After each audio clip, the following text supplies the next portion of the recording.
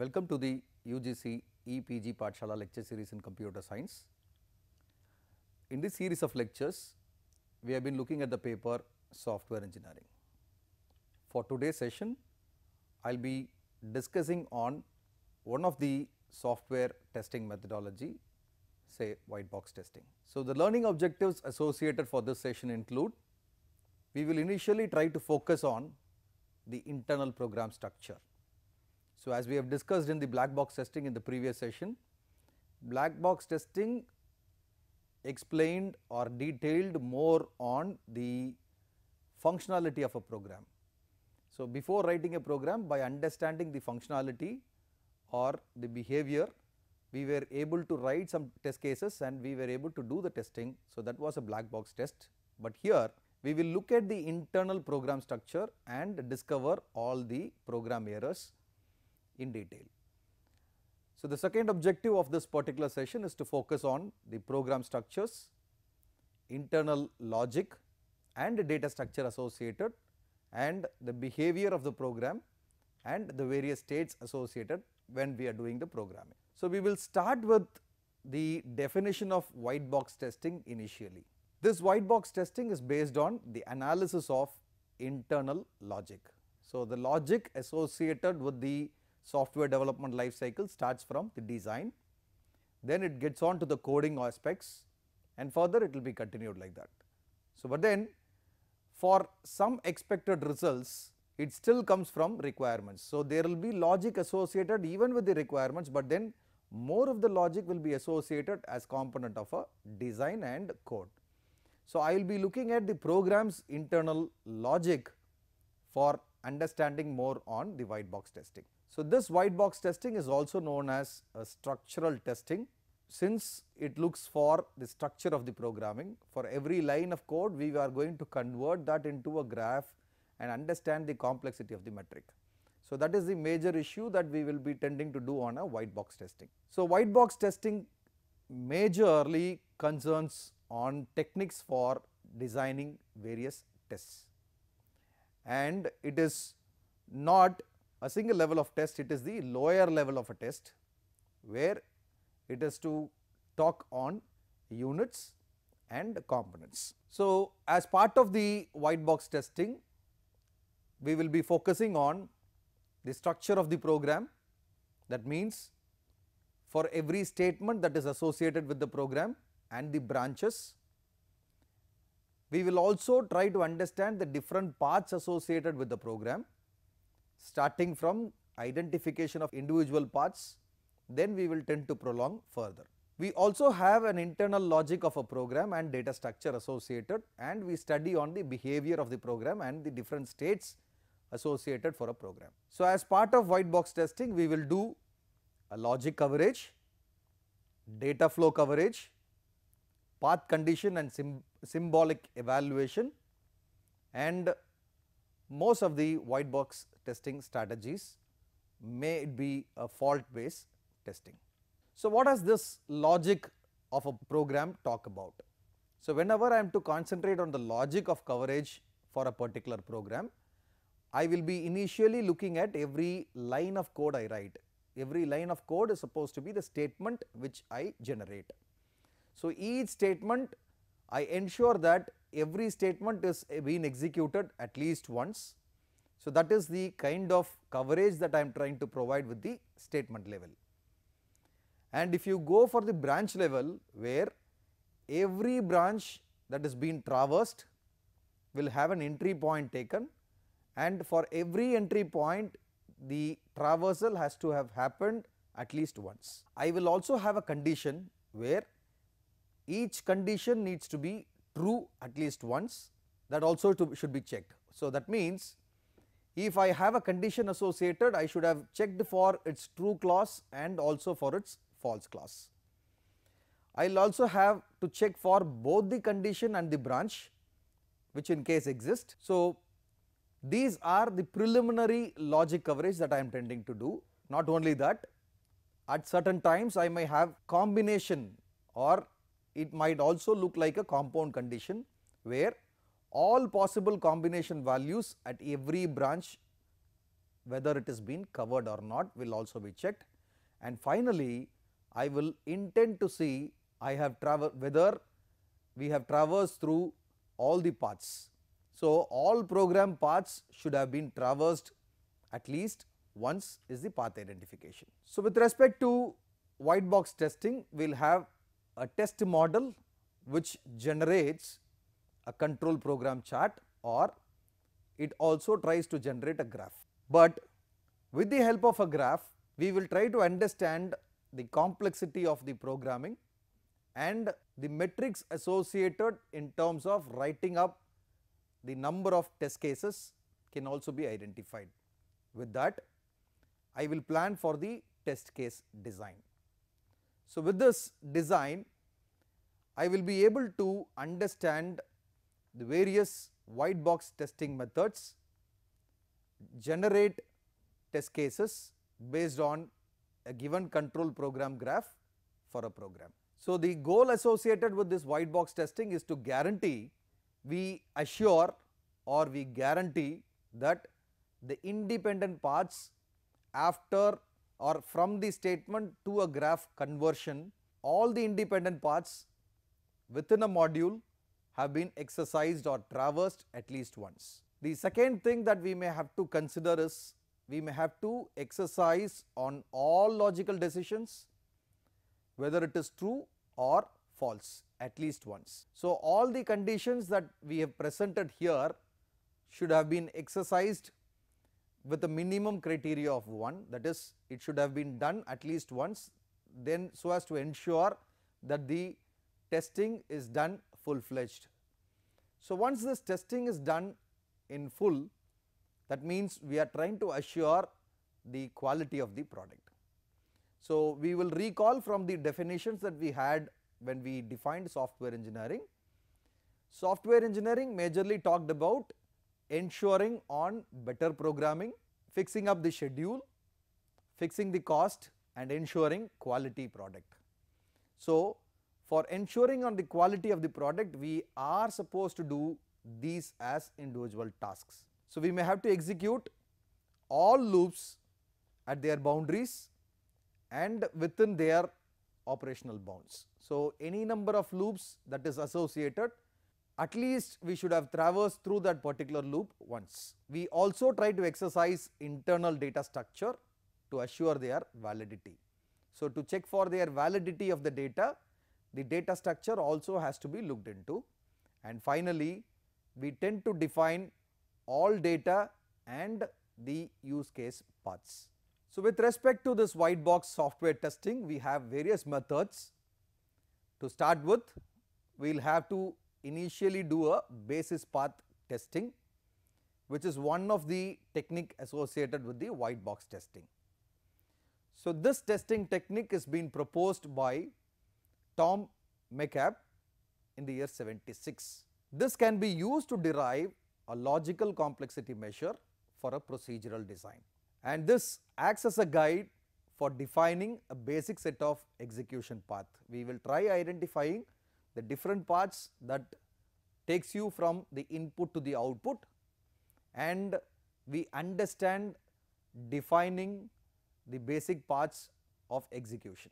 And not only that, here we have to guarantee that every statement in the program has been executed at least once. So, before getting on to understanding the different complexities or plotting out the basis path, we may have to do branch wise testing, loop based testing and state based testing.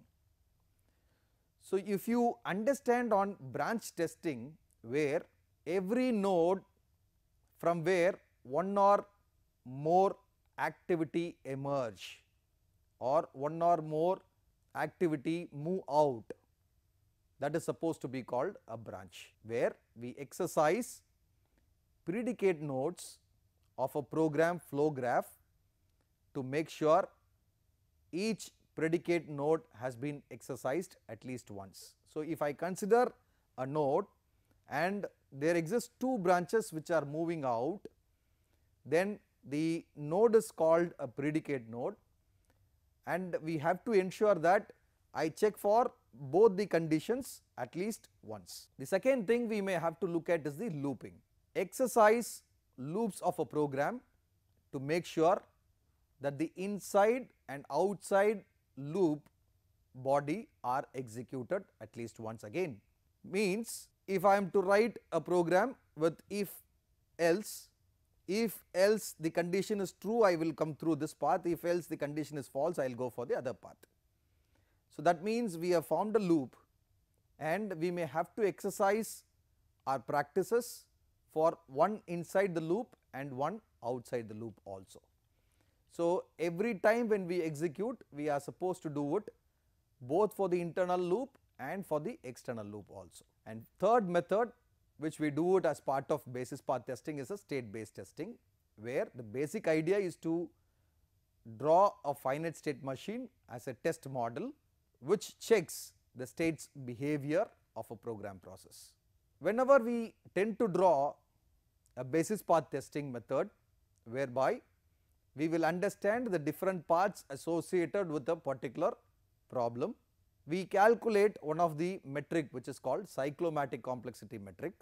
We understand the complexity of the programming that we have already done. So cyclomatic complexity is a software metric that gives us an intention of understanding the quantitative measure of a global complexity of a program. When this metric is being used, the context of the basis path testing, the value computed for cyclomatic complexity defines the number of independent paths in the basis set of a program. We will try to understand how we are to measure the software complexity. The complexity of any software is difficult to understand when it is in operation. So operationalize complexity is difficult when it comes to understanding the software complexity. So then it is mandatory to measure the software complexity. To understand any complexities, may it be time complexity or space complexity, every complexity level is being represented with a big O notation, and for the similar case with the computational complexity we have big O notation which is indicated here. This computational complexity is just a measure of machine's viewpoint in terms of how the size of the input data affects an algorithm's usage of computational resources. Anything which has been represented in big O is just a machine's viewpoint, and with the help of big O notation we will be able to identify, or we will be able to understand the size of the input data, whether the size of the data will affect the algorithm's usage of computational resources. So this is the understanding we get when we do a big O notation. Complexity measure in software engineering should measure complexity from the viewpoint of human developers. So when we understand on the cyclomatic complexity, we understand it differently. It is not from the machine's viewpoint, it is the understanding which we get it from human developers. So computer time may be cheap, whereas human time is expensive. So the amount of time that I spend to compute the error or the number of paths initially is massive when compared to the computer which computes the complexity again.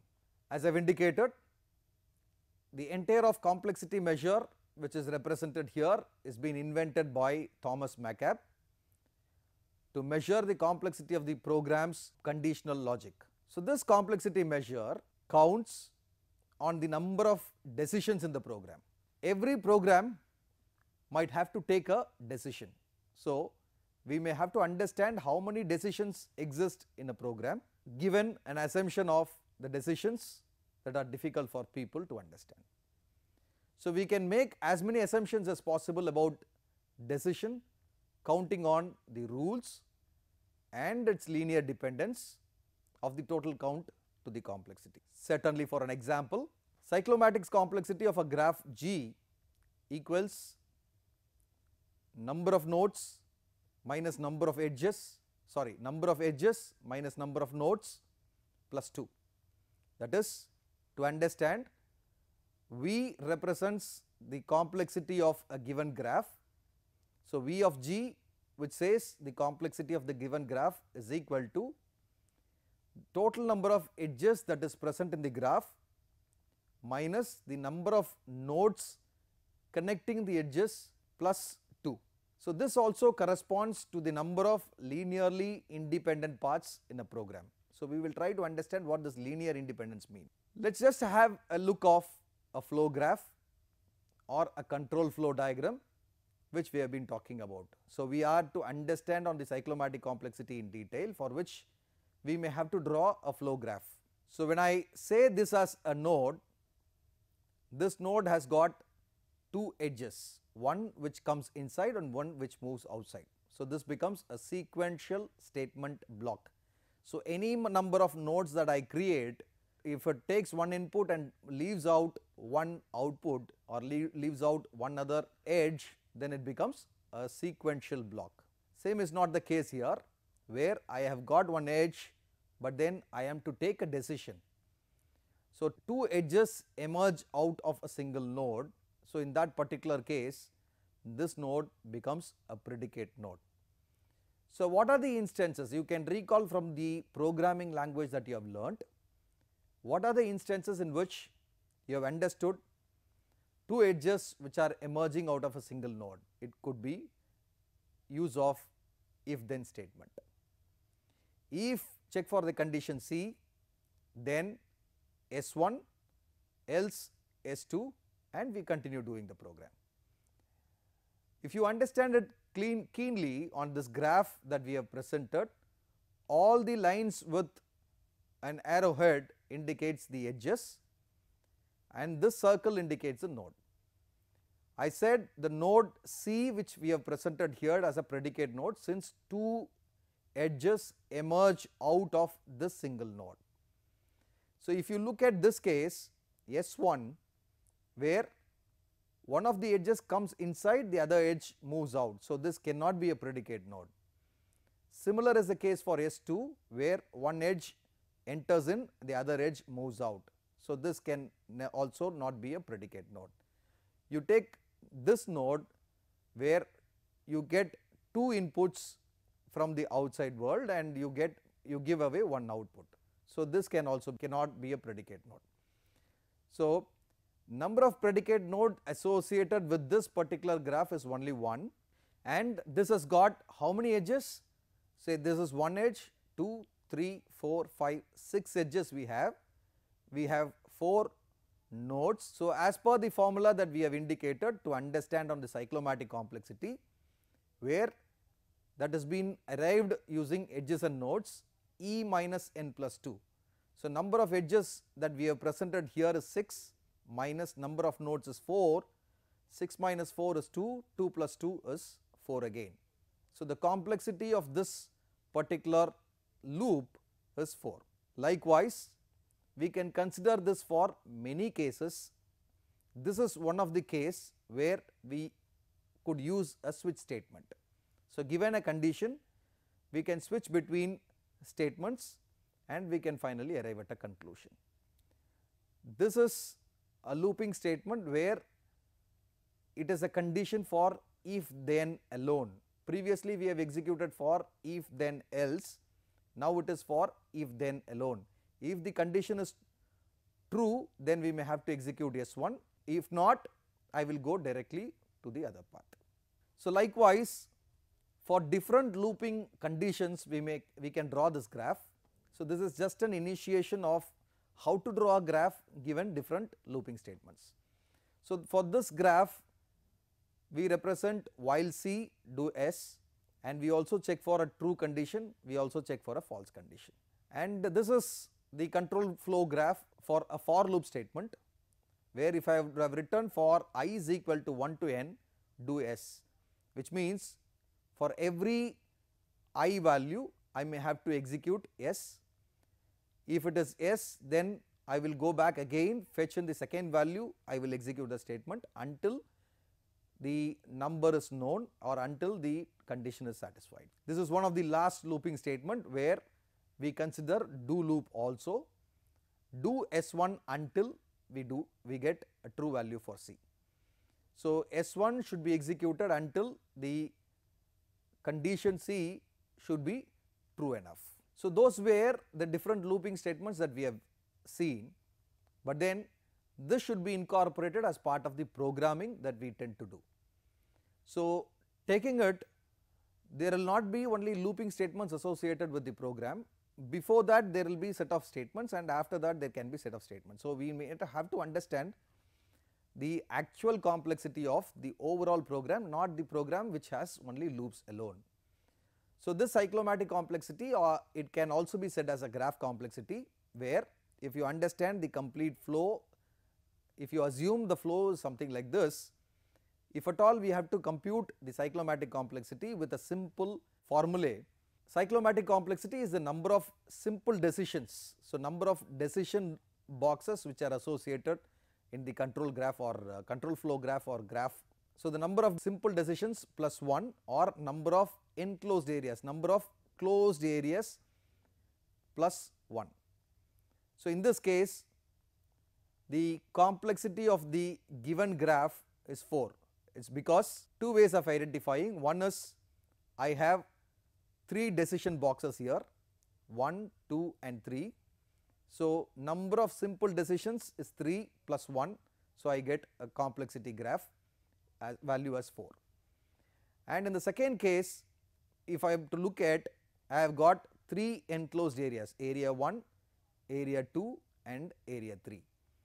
So, the complexity associated with this graph again is 3 plus 1, which is 4. So, the computational complexity of the graph complexity converting from the code to a flow chart to a graph. So, if you look for the condition A, where I will explain an expression if expression 1 then statement 2, else statement 3, end if statement 4, which means I am trying to convert this into a flow graph initially to understand it better, where for an expression 1 I execute statement 2 in case if it is true, I execute statement 3 if it is false, and finally after terminating on the loop I will go for statement 4. So, this flow chart can easily be converted into a graph, which we have already seen. Every expressions or every statement in this particular flow chart is being replaced with a node. So, I get totally 4 nodes here, and it is again connected with edges. So, from N1 we get an edge which connects it to the N2, and from N1 we get another edge which connects it to N3. So, here if you take it back for a strong connected graph, we can also create a virtual edge to connect the end node to the beginning node. So, this can be a virtual edge which can take it as a loop until this loop is getting satisfied. Likewise, for a statement of switch type, we can in turn write, if this has got 3 switch cases, I am generating 3 nodes which is emerging from a single node, and after the end switch I execute a specific statement which becomes another node. And similarly, for a do type I execute a statement. So, do while I have a statement 3. So, similar way I can very easily convert like a flow chart. I can generate as many graphs as possible. With the graphs I will be able to compute the cyclomatic complexity. With the help of cyclomatic complexity I will be able to easily identify the number of test cases or the number of independent paths through which I am traversing through, and further I will be able to understand the complexity associated with the problem. Thereby I can understand the error, the volume of error associated with the program again. As a summary, in this particular session we have started looking at the second way of doing testing is by white box testing. So, this white box testing is also called a structure testing, where we understand the internal portions of the testing.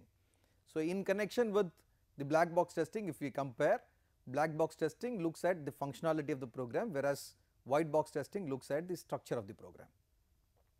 So, further we have also understood on the goals associated with the white box testing by looking at, if at all we convert this given programming, we convert the programming into a graph structure, and every line of code should have been traversed through at least once is the basic testing that we do. And further, for this particular session I have taken you with a basis path testing, which is the first technique that we have understood, in which I have mentioned you about statement coverage, branch coverage and state based testing.